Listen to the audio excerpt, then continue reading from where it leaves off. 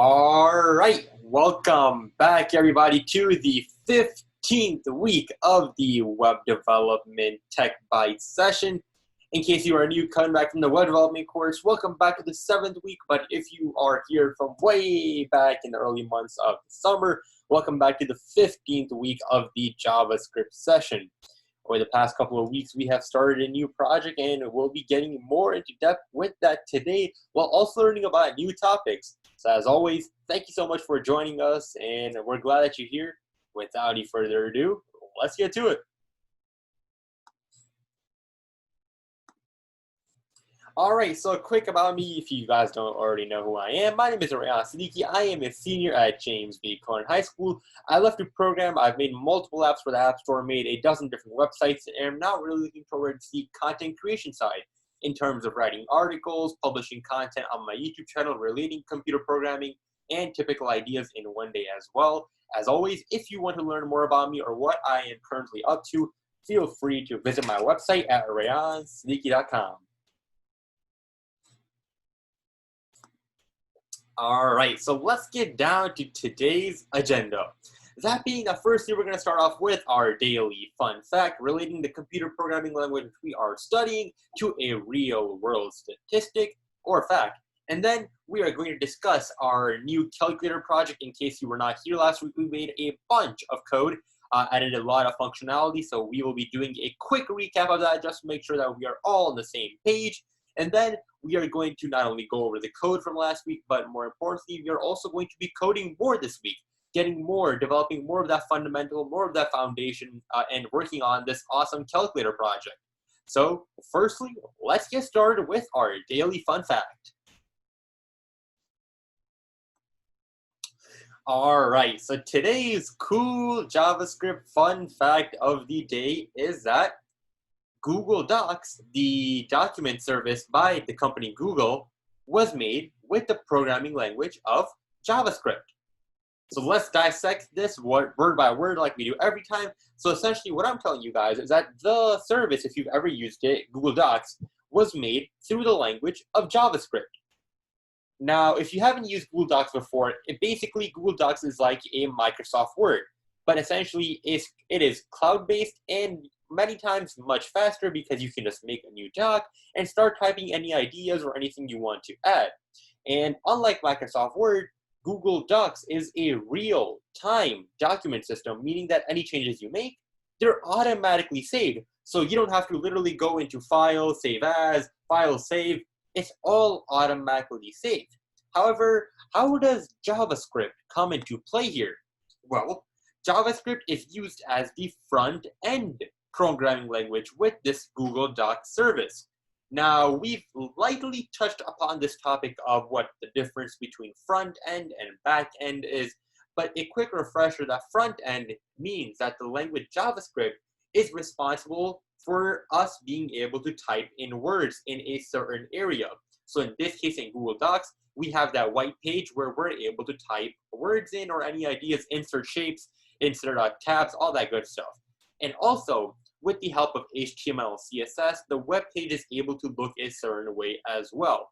Now, when it comes to the point, say you are saving your document, in Microsoft Word, traditionally you have to go to the File, Save option to make sure that your work is saved. However, if you've never used Google Docs, the cool feature about Google Docs is that using the language we are studying of JavaScript and combining it with a back-end language, like we talked about last week, that being like, say, Node.js, JavaScript allows us to make sure that our document in Google Docs is automatically saved, meaning we don't have to literally go to the File tab, hit Save. It does it for us, which is why not only a major reason why Google Docs is really preferred by many people, but it just goes to show how our language we are studying is so closely related. And especially if you are in school, with the whole virtual online system, you're probably used to making Google Docs, making Google Slides, whatever the case might be.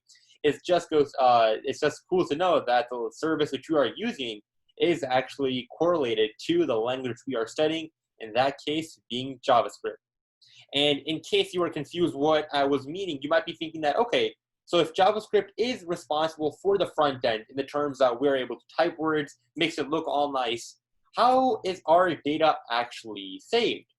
Well, that's funny you ask, because that's something we are actually going to cover later on. But today, a quick intro is that basically that idea of Node.js being a backend, we can save our data using a database. So it is what the name implies, a database holds data. And I don't want to get too much into depth with this because I want to focus more time on our project today. But basically, to put it, using that backend language and combining it with our front-end language, we not only are able to type words like we are in Google Docs, but also our progress is always saved.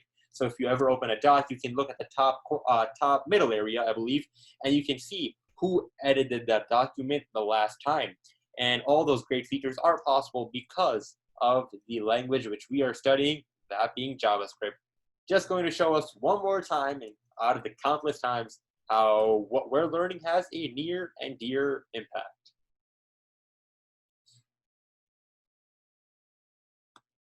All right, so let's get into our calculator project.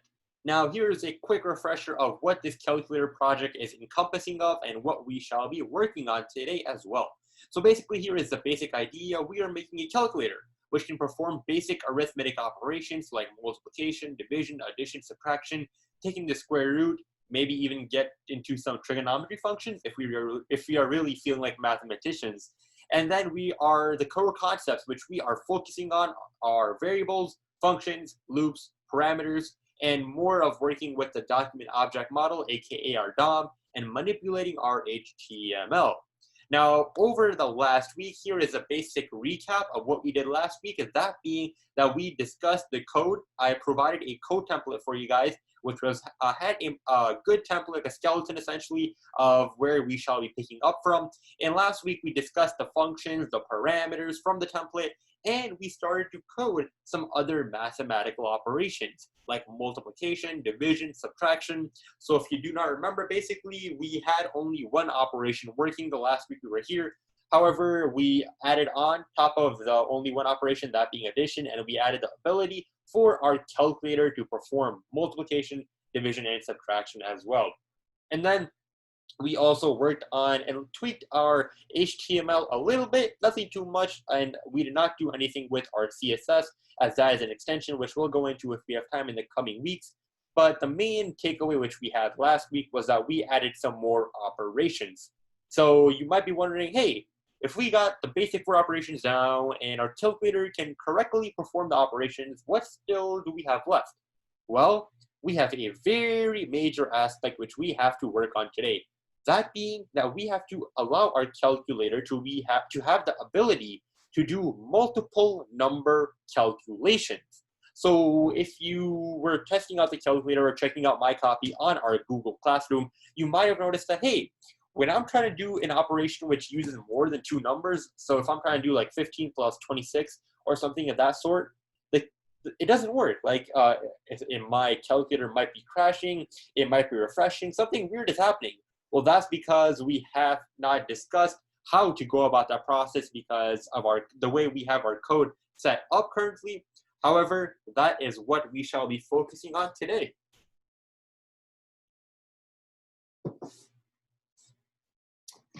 So you might be asking now that how do we add this feature for our calculator to interpret multiple digit numbers like 20 and 44 so that we can get a sum of 64? Well, it is this grand idea of substring. Now, this picture might give a little bit away, but let's get into talking about what is this substring idea. Well, to put it simply, substring is a way for us to extract and grab certain letters from our variable string, or a word which we have stored into our variable. So if we take a look down here, putting into a more practical example, we got this word of technology. We all know that's a word. Technology spelled out as 10 characters. However, say we want to only extract 5 different characters, meaning that we only want a chunk of this word. Well, we use this idea of substring. So it looks like right here, we are calling the substring method from the first index to the 5th index. Now, before we talk about what this actually does, a quick reminder of the index system in computer programming. Remembering that in our language of JavaScript, indexes start at the number 0. So the letter T is located at the 0th position, not the first position. Sure, it is conventionally a bit different than real life. However, in coding, especially in JavaScript, we have discussed this previously as well. Just remember that whatever our first character is, it is located at the 0th index. And then consequently, we see that the letter E, C, H, N, O, L, O, G, Y, they are all located 1, 1 up. So 0, 1, 2, 3, 4, 5, 6, 7, 8, 9. And say I want to look at the 7th letter. Well, I go to the 7th. To go to the 7th letter, it's literally 1, 2, 3, 4, 5, 6, 7, 8. You get the idea, I think. I don't want to repeat myself too much. But let's get back to this idea of substring then. So this substring statement is telling us to evaluate and extract the letters starting at the first index all the way to the 5th index. So let's go do that. So we're going to look at the first index. Looks like the first index begins with the letter E, and we want to grab everything in between the first and the 5th index. So in this case, that being starting from the letter E, meaning this is an inclusive number. And then we're going to make our way over to the 5th index. Wait, something's weird right here. Why is the arrow not pointing to the 5th index, right? Because aren't I telling the computer I want to extract the letters from the 1st to the 5th position? Well, it's because the number 5 is exclusive, meaning whatever number we have right here. So say we want to grab the letters from the 1st to the 5th position. The 5th position is always exclusive. So in this case, this could be the 10th, this could be the 20th, this could be the 3rd position. This second number is always going to represent an exclusive position. So our substring method, what it actually does is that it extracts the letters from the first position we tell it all the way to one less position we tell it for the end index. So in this case, we have our first index representing the letter E, which makes sense because the first index is exclusive. However, we are only getting the letters E, C, H, and the letter N, and not the letter O, because the substring method is exclusive of this 5th index. In case we wanted to grab, for say, the 5th, the letter O, we would have to change this 5 to a 6, because that means that our substring function will extract all the letters between the 1st and the 5th index.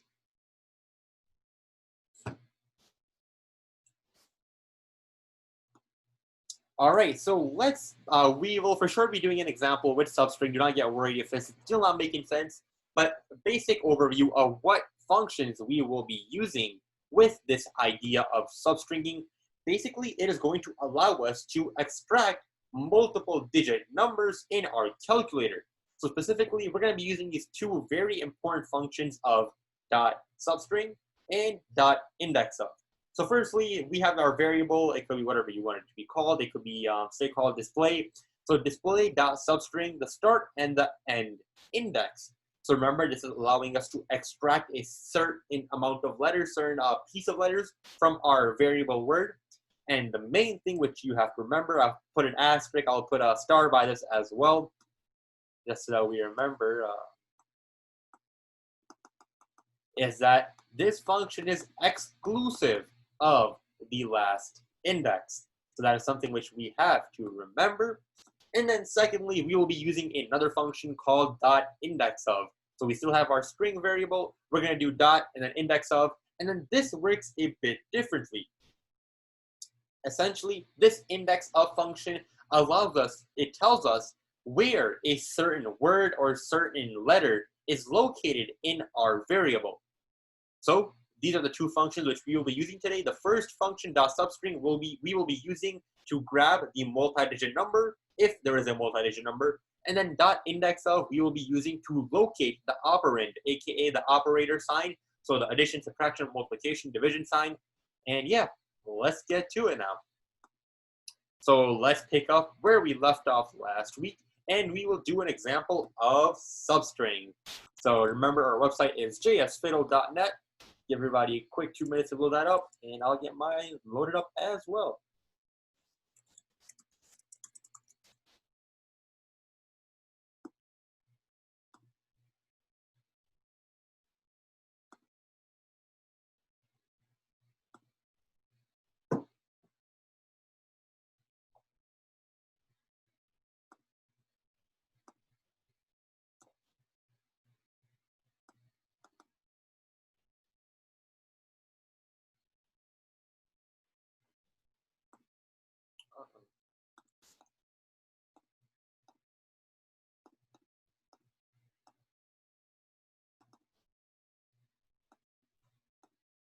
All right, there we go.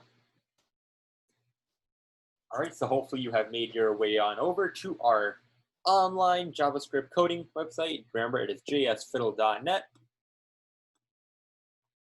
And firstly, before we go back into our calculator and start coding this, I first want to go over a quick exercise using this new function and this new idea of substring, which we have learned today. So I'm going to make a quick button, and if you'd like, you can just follow along. Let's digest the information. I'm just going to add an on click, set it equal to do substring function, and then let's say click me. There we go. We have a button on the screen. And then I'm going to make that function do substring, open and close squiggly brackets like such. And now we can start doing this idea of substring. So I'm going to create a string variable. Just hold any random string. So I'm just going to call it var. How about we do my name? And if you guys already know, my name is Rayan. Like such. Don't forget that semicolon at the end. After this, let's start using some substring functions. So how about we first do the idea of doing the physical substring? So I'm going to do some commenting right here. Remember, the 0th index is signifying to us the letter R, and then the first index signifying the letter A, the second index signifying the letter Y, third index gives us the letter A, fourth one also gives us the letter A, and the fifth index gives us the letter N. So with that in mind, let's use the substring function. So what I'm going to do is hold our substring, aka the letters we extract from my name, in a separate variable. So I'm going to say var name after substring. There we go. And now we can actually do the function. So I'm going to set my variable equal to my name, and then you do the period dot substring. You literally just type out the word substring. And then remember, this function takes in two parameters. It needs a beginning index and an ending index. So say I want to get the letters from, I want to get letter A-Y-A. I want the A-Y-A, so Aya, from my name, all right? So how do we do that? Well, we remember that the first index is always inclusive. So from the letter A, that letter A is located at the first index. So I'm going to put in 1. And now I say I want to go to the letter Y. Well, the letter Y is located at the 0, 1, 2, the second index. However, since the substring function is exclusive, meaning it doesn't include our second index, we have to go one further. So I'm going to go 1 till 3. So my range is 1, 2, 3, meaning we should get outputted letter A and Y, and not this second letter of A, because our substring function is exclusive of the last value. And now I'm just going to print it, log it, our substring name after we substring it. So I'm just going to say name after substring. Copy and paste that variable. And if I hit run, hit the click me button, our console is populated. I click that. And then we have an error.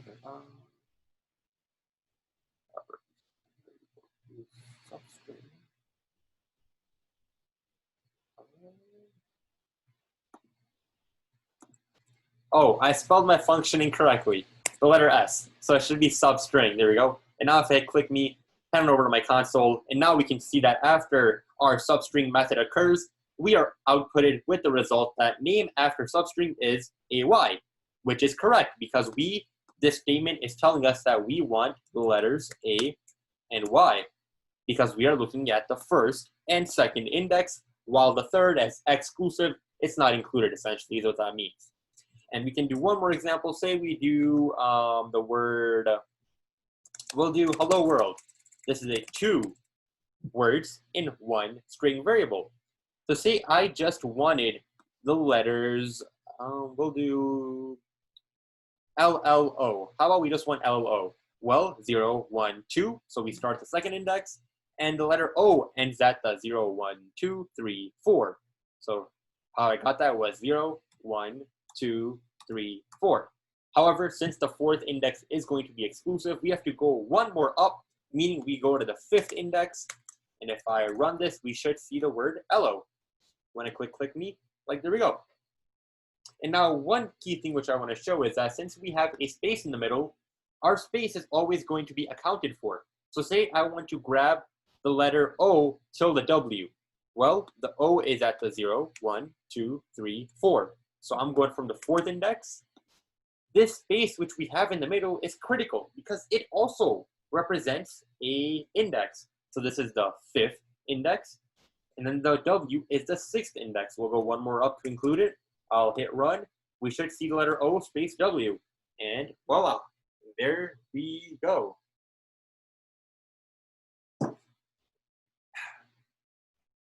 Looks like there is a question. Feel free to type it in the chat, guys. I see that somebody has raised their hand. If at any point you ever have a question, you can always use the Zoom Q&A feature, or you can just drop it in the chat. And yeah, I'll be happy to answer.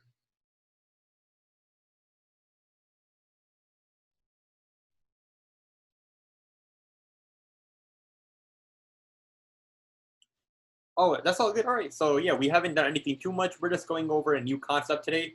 And remember, these sessions are recorded. So if you ever need to go back on something, you can always not only head on over to our Google Classroom to see what we did today, but you can also go to the Schomburg Libraries YouTube channel and our Tech Bytes playlist to see what we covered. So basically, what we're doing today is just going over the idea of substring. Substring is going to allow us to do multi-numbered calculations with our calculator project. So we're just going over that. All right, so now that we have gone over the substring method, how about we go over the .index of method? So what we're going to do is that say we have our, I'm going to make this just the word hello, and I'm going to change my variable to name after index of, just to make it proper. And now we have to use a different function. So this .index of, I'm going to type it out, function tells us where a certain letter is located in our variable. So say I want to know which index is the letter E located on. So I'm going to do .index of quotation marks because I'm telling the computer I'm putting a string in, letter E, semicolon. And now we should be outputted I'm just going to change this text. We should be outputted with the first index because remember, this is for something else, but this is for the previous word. So we should be, if I, let me change this to rayon so this corresponds. So if I want the index of the letter A, the computer is going to output the first index, meaning the number 1. Now you might ask, why is it not going to recognize these other letters? Well, it's because the substring method or the index of function, it always tells us wherever the first occurrence of the letters we are looking for occurs. So with this case, since the first occurrence of the letter A happens at the first index, we should see the number 1 pop up. And if I hit run, hit the button, going over to our console, oh, I changed my variable name, hit run, click me, and there we go. We see that the index of the first occurrence of the letter A is indeed the index of 1. Now, guys, if you are at all confused or if you got lost while we were coding this exercise, don't worry. This will for sure be posted on our Google Classroom. So you can always find it there as well. So with the basic idea and foundation down of this new concept called substring and .index of grabbing letters from other words, how about we implement it in our calculator project? So head on over to our calculator project. In case you do not have a link, don't worry. It is also in the Google Classroom, and I will also drop it in our chat.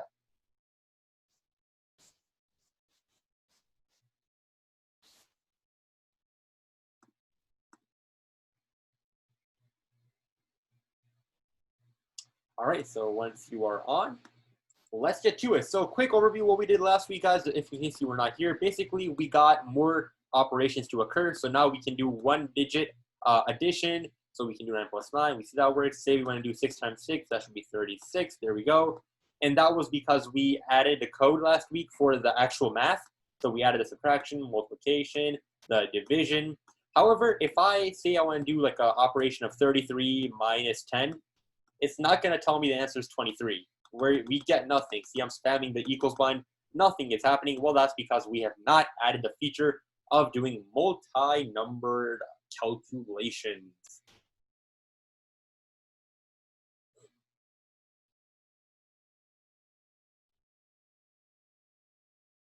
So with the idea of the substring down, how about we add that feature now?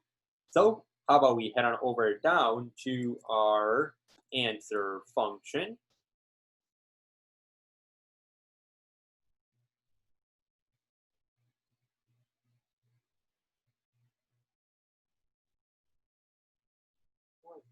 Okay, there we go. So once we are in our answer function, we already have in the template I provided you some variables for our first and second number. So our first number is represented to the variable numCalc1. So I'm just going to head on over here to our answer function. And now I have to tell the computer to grab the first number, regardless of however many digits there are. So what I'm going to do is say numCalc1, the variable name, is equal to, now I need a string variable which I can take the substring of. In this case, it is a variable of display. So I'm going to do display dot substring. Now, what am I taking the substring of? I know that I'm going to be starting with an inclusive value. So I'm going to start with the 0th index. However, how can I tell the computer that I want all the digits in between the first number, which is outputted? So say I want to go from 1. Oh, you can't see that. So say I want to go from the numbers 1. So say I enter the number 105. I want to tell the computer that I want this whole number, which occurs between any operation symbol, whether it's addition, division, multiplication, subtraction. Well, the way we can do that is using that index of function. So I'm going to tell the computer that, hey, how about you take the first number which we want to evaluate is going to be considered from the 0th index all the way to the display dot index of the operation symbol. So in this case, I believe we have a variable to hold our operation. I believe in the template I provided you. There we go. So we have this variable called operation. So I'm going to say till the operation symbol occurs.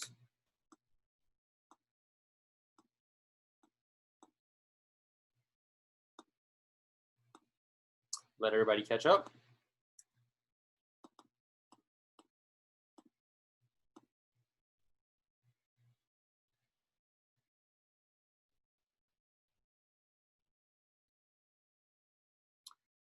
Now, basically, I will go over this, and one thing which I do want to do is that we are forgetting a parentheses. So add that extra parentheses. I believe we're missing. Oh no, we're not. Okay, we're good. All right, never mind.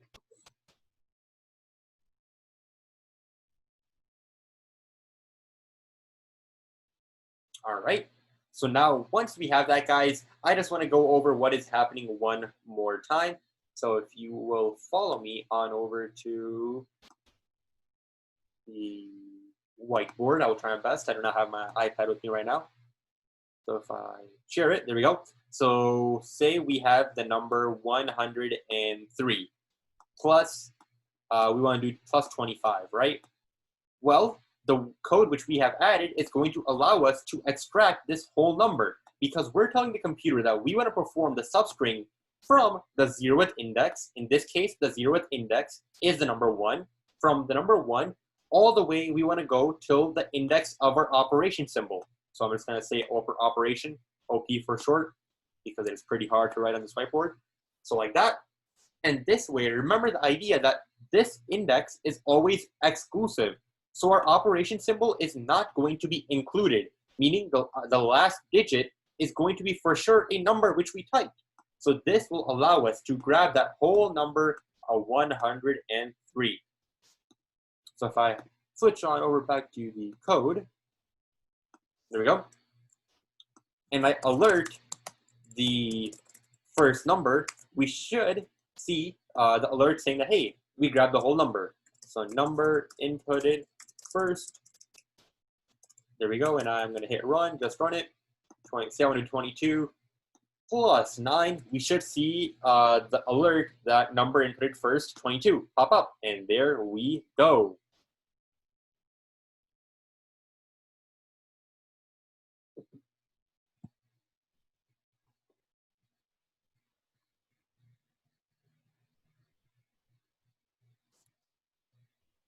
Um,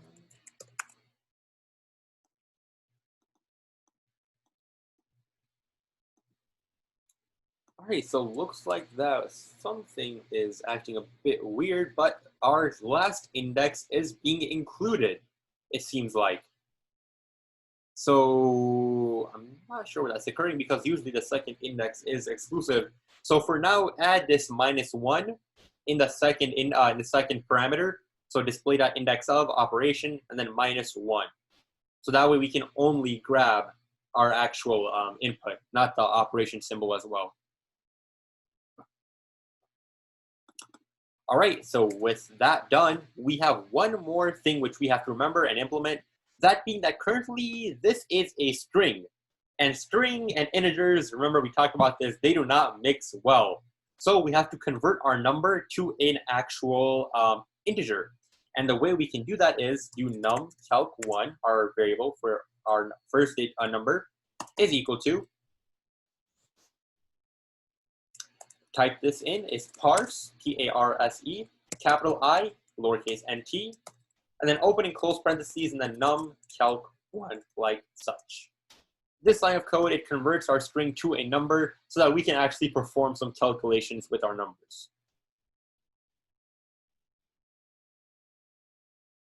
And now if I hit run, if we do say 33 plus 7 for now, we are still not working. Seems like, okay, so we still got some things to finish and figure out.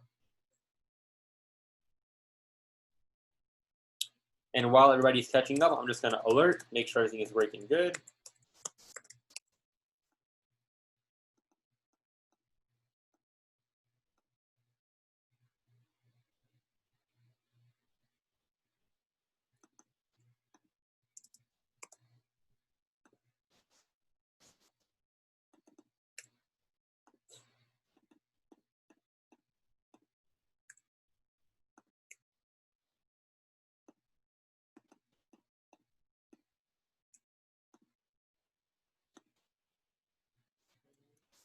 That is weird.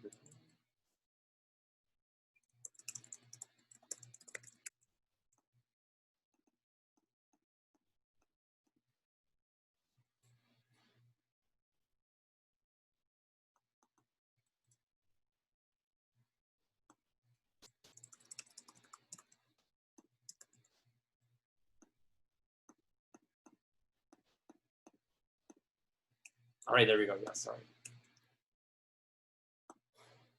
And now one thing which we can do to eliminate the number of lines of code we have to write is write this parse int statement above. So we're going to do one large statement. So just to add that parse int, add the open and close parentheses, making sure that you have 3 parentheses ending at the end as well. And now if I hit 22 plus 3, we do see our number 22 currently being outputted correctly. And now, if you haven't guessed, we're going to do the same methodology for our second number. But there's going to be some indexes which we have to take care of. So basically, I'm just going to copy this line of code and paste it down below. Change the numCalc2 variable, number 1 variable, I mean, to the second variable, like such.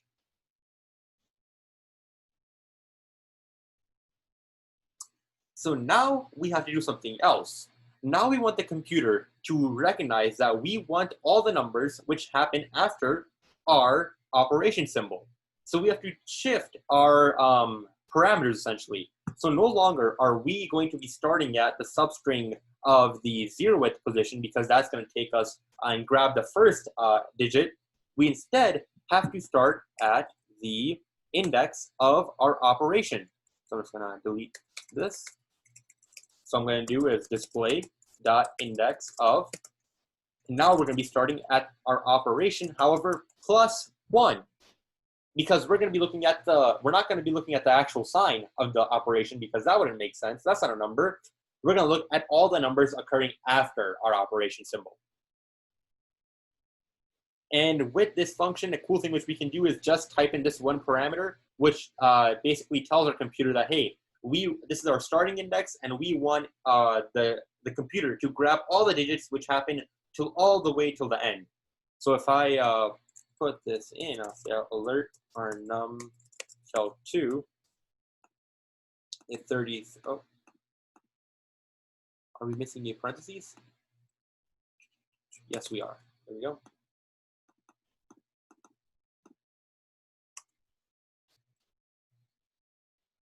Oh, all right. So never mind. I was incorrect about that. So we do have to input an end index as well.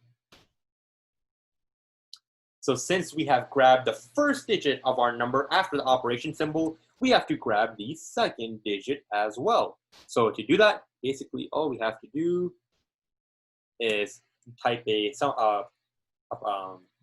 comma after the +1.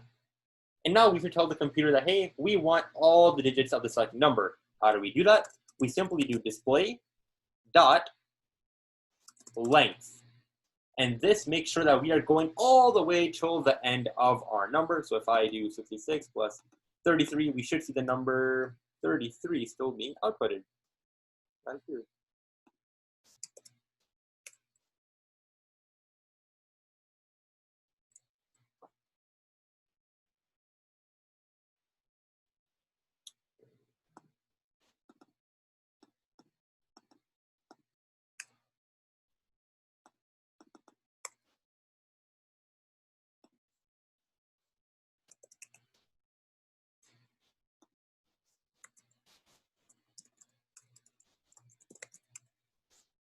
So if I alert our second number, we are seeing only the number 3. That is a bit weird. So let's see what's happening. So we got displayed a substring.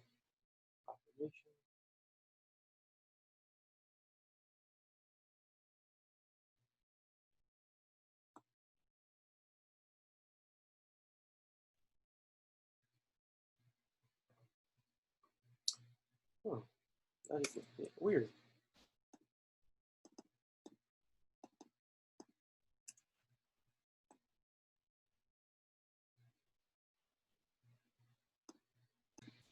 All right, so, and say I put in the numbers and 33. Oh, this again. 33 plus 33 I do, for example. This second line of code will allow us to grab that whole 33. And if I quickly open the whiteboard as well to show what happens, clear this up. So we'll do 32 plus 45. And the code which we have written is going to evaluate not this plus sign, but the next item over, that being this number. So it's going to evaluate from the number 4 all the way till the end, in this case, grabbing the whole number of 45.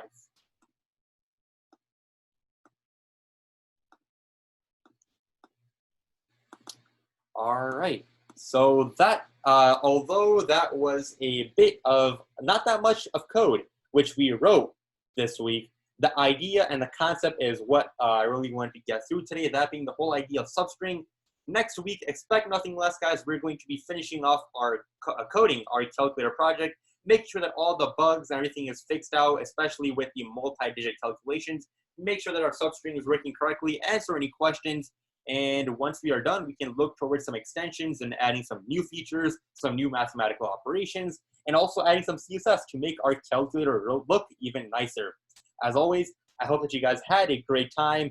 Hopefully you guys are having fun making this a project which you can use and share with your family and friends as well. As always, guys, take care. And remember, Team Trivia is this Friday if you'd like to come and participate. But other than that, if not, I'll catch you next week. See you guys.